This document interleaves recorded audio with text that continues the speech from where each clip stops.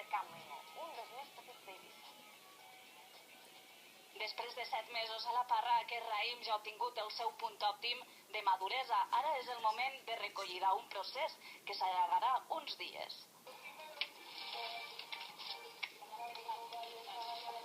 Toni, quan fareu començar el procés de la verema? Pastem va començar a la darrera setmana d'agost i ara mateix estem cuint aquí la varietat Syrah, és una varietat francesa.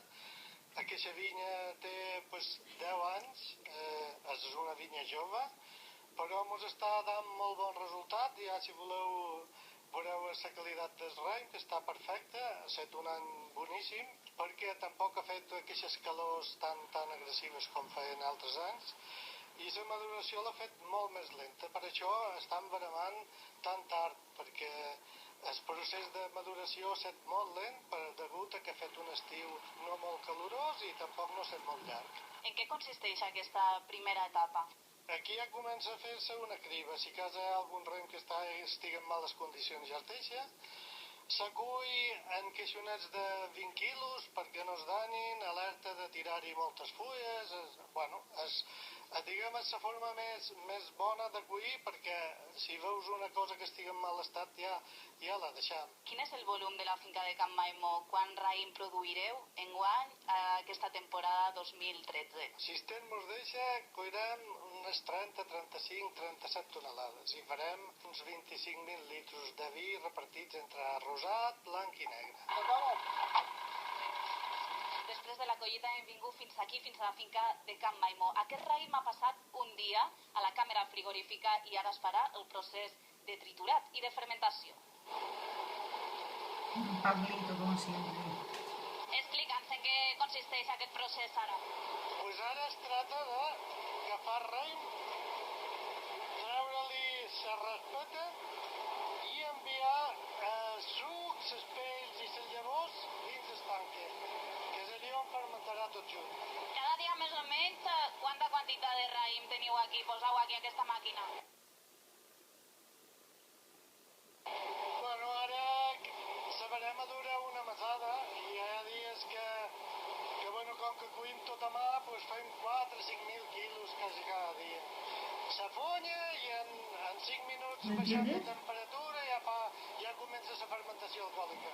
Una vegada ja s'ha triturat el raïm, ara passa a aquest dipòsit de fermentació. Què és el que fa aquí? Quin és el procés que es fa? Com veus, aquí hi ha un rosat 2013, que està a una temperatura més o menys de 13 o 14 graus, i aquí farà la transformació Toni! sucres. Corre! Això ho fan les llenadures, és un procés fermentatiu natural. Que se m'havia oblidat. Tota la verdureta que ha fet i el propi llevat. Ja han tallat el raïm. El que fan és precipitar aquí baix i nosaltres traiem el líquid, que ja és vi, que ha fermentat, per la boca de dalt i mos queden totes les coses que no mos interessen, els llevats, les lies, que se diu, els fangs, mos queden aquí. Podem triar lo bo de lo dolent. Es posa un altre dipòsit i ja tenim aquest vi pràcticament acabat. I llavors embotellar-ho, passar-lo per filtratges i embotellar-se. Això per antes de Navidad, per antes de Nadal ja pot estar fet. Quina és la diferència entre el procés de fermentació d'un vi blanc, negre i rosat en aquest cas? Bueno, el negre té més vitamines. Des compte de prensar-lo, el que fem és enviar-ho tot junt dins el dipòsit. Aquest vi encara no està fet. Aquest vi el posam a un altre dipòsit i ha de fer el que és la fermentació malolàctica. Ho fan unes bactèries làctiques que transformen els àcids màlics en làctics. Vol dir que els vins, al principi quasi són bevibles, tenen moltes astringències.